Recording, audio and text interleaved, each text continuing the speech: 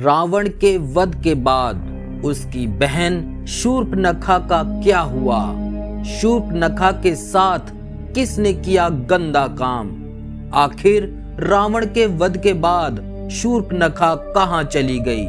दोस्तों, आज की इस वीडियो में हम आपको बताएंगे शूर्पणखा के वो गंदे राज जो बहुत कम लोग जानते हैं। दोस्तों, जैसा कि हम सभी जानते हैं कि रावण की मृत्यु के बाद विभीषण राजा बन गए और लंका में शांति पूर्वक राजकाज करते हुए प्रजा का ख्याल रखने लगे।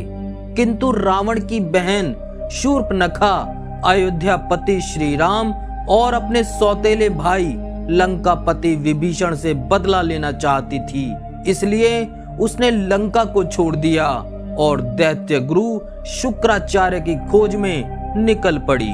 दैत्य गुरु शुक्राचार्य को रावण की माता कैकसी ने लंका से निष्कासित कर दिया था। दैत्य गुरु शुक्राचार्य का आश्रम दंडकारण्य किष्किंधा राज्य में था। शूर्पणखा उनके पास जाकर अपने राक्षस जाति के उन्नति और अयोध्यापति श्री राम और अपने सौतेले भाई लंकापति विभीषण से बदला लेने के लिए प्रयत्न करने को कहती है। इसके लिए वो कुछ भी करने को तैयार थी। शुक्राचार्य जी ने कहा, यहाँ का राजा सुग्रीव, लंका का राजा विभीषण और समस्त भारत के सभी राजा अयोध्या के राजा राम के अधीन हैं। उनके विरुद्ध यहाँ पर न तो कोई कार्य हो सकता है और ना ही कोई मनुष्य उनके विरुद्ध जा सकता है।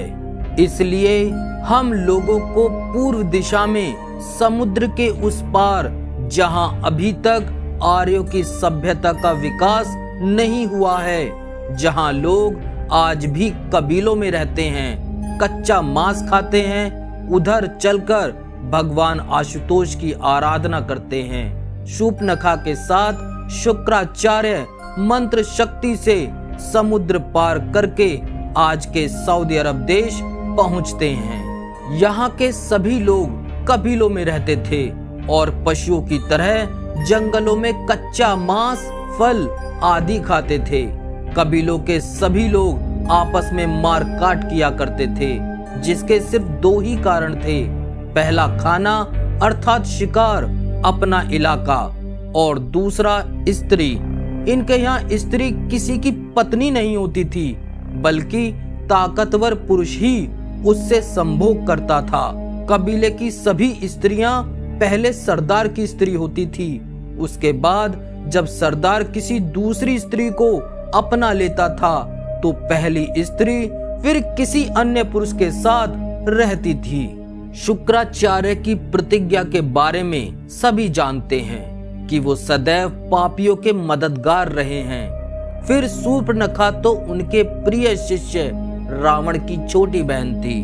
भला वो उसकी बात क्यों नहीं मानते? शूर्पणखा की नाक कटी हुई थी।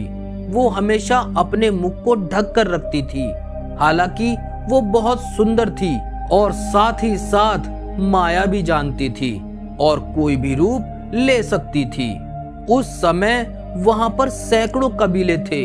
मनुष्य जानवरों की तरह इधर उधर जंगलों में भटकते थे और उनके सिर्फ दो ही काम थे, भूख लगे तो शिकार करके कच्चा ही खा जाओ और स्त्री दिखे तो सहवास करना।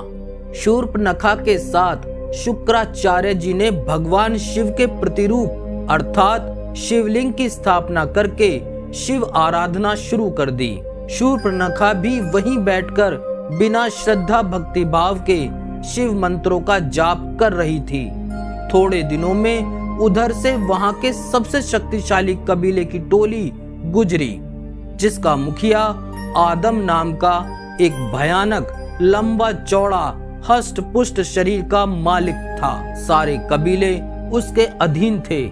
उसकी एक ही कमी थी कि वो पशुओं की तरह नंगा रहता था और किसी भी स्त्री को देखकर जब तक उसको पा नहीं लेता था तब तक बराबर प्रयास करता रहता था। राक्षस टोली ने देखा कि एक बूढ़ा व्यक्ति हवन कर रहा है। उसके सामने एक स्त्री जिसने मुख पर कपड़ा ढक रखा है, वह सुंदर स्त्री अगर मुखिया को मिल जाए तो मुखिया के साथ रह रही उसकी स्त्री का भोग हम सबको मिल जाएगा। ये सोचकर राक्षस शूर्पणखा का अपहरण करके अपने मुखिया के पास पहुंचा देते हैं। मुखिया आदम ने शूर्पणखा से संभोग की इच्छा जताई। शूर्पणखा ने माया से सभी को विमोहित कर रखा था। उसे मालूम था कि इस स्त्री लोभी ताकतवर व्यक्ति को कैसे फंसाया जा सकता है, इसलिए उसने मुखिया को सशर्त अनुमति देने की बात रखी। शुक्राचार्य जी ने इस विवाह की अनुमति दे दी। मुखिया आदम से शर्त रखी, जिसमें पहली शर्त थी कि शूर्पणखा से विवाह के पश्चात उसके दुश्मन अयोध्यापति श्री राम, किष्किंधापति सुग्रीव, हनुमान और अंगद को मारकर उसका बदला लेना होगा।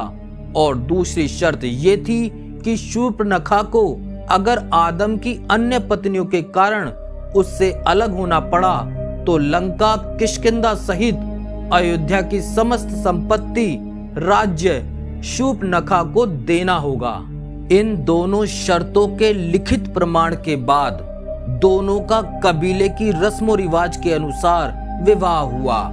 जब विवाह के बाद आदम ने पत्नी का घूंघट हटाया और उसकी नाक कटी हुई देखी तो वो 10 कदम पीछे हट गया, और जब उसने रोकर अपनी कहानी बताई तो आदम को उसके प्रति सहानुभूति जागृत हो गई और उसने श्री राम, लक्ष्मण से बदला लेने की प्रतिज्ञा कर डाली। लेकिन आदम ने अपनी पत्नी शूर्पणखा का भेद किसी को नहीं बताया कि पत्नी की नाक कटी हुई है। अगर वो सबके सामने जाती तो लोगों में बदनामी होती, इसलिए उसने पत्नी को हव्वा का नाम दिया और सबको बताया कि मेरे अतिरिक्त जो कोई भी हव्वा का चेहरा देखेगा उसकी मृत्यु हो जाएगी। ये हवा उड़ाने में शुक्राचार्य का भी पूरा साथ रहा और इस तरह से हजारों सालों में कई सारे संप्रदाय जो एक दूसरे में से निकलते रहे वो सभी आदम और हव्वा से उत्पन्न हुए हैं। कालांतर में इन्हीं आदम और हव्वा से यहूदी, ईसाई, मुस्लिम आदि संप्रदायों का जन्म हुआ। इन लोगों ने भी आदम जैसे आदि मानव अर्थात कबीले वाले लोगों की सीख मानी और अभी तक उन्हीं की परंपरा अपनाते आ रहे हैं। जैसे स्त्रियां अपने मुख पर हव्वा अर्थात शूर्पणखा की तरह अपने मुख पर हिजाब जरूर पहनती हैं। आज भी इनका विवाह एक करार, एक समझौता ही होता है। आज भी इनके विवाह में सशर्त विवाह मंजूरी होती है। एक दूसरे को शर्त सुनाते हुए मेहर अर्थात स्त्री को दी जाने वाली रकम का जिक्र करते हुए रजामंदी ली जाती है। अगर किसी कारण विवाह विच्छेद होता है तो मेहर की रकम पुरुष स्त्री को अदा करता है। तो इस प्रकार शूर्पणखा रावण की मृत्यु के बाद अरब देशों में चली गई थी। आदम नामक व्यक्ति जो कई कबीलों का सरदार था, शूर्पणखा उससे शर्त के साथ संबंध बनाने को राजी हुई थी। नाक कटी है ये छिपाने के लिए उसने हिजाब डालने की परंपरा शुरू की थी। अगर ध्यान दें तो ये सारी बातें केवल एक ही तरफ इशारा करती हैं कि शायद मुसलमानों का शूर्पणखा के वंशज होने वाली बात हकीकत हो सकती है। और सारे मुसलमान इस बात से डरते हैं कि अगर कोई हिंदू गलती से भी मक्का मदीना के अंदर चला गया और उसने इस शिवलिंग पर गंगा जल छिड़क दिया तो इस दुनिया से पूरी राक्षस जाति का अंत हो जाएगा। मित्रों, ये राक्षस कोई और नहीं बल्कि शूर्पणखा के ही वंशज हैं। वैसे मित्रों, कमेंट करके बताइए कि आपको क्या लगता है कि मक्का मदीना के बारे में कही जाने वाली ये सारी बातें क्या सच हो सकती हैं या फिर ये सब एक मात्र कल्पना है। अपनी राय आप हमें कमेंट बॉक्स के माध्यम से भी दे सकते हैं। जय श्री राम।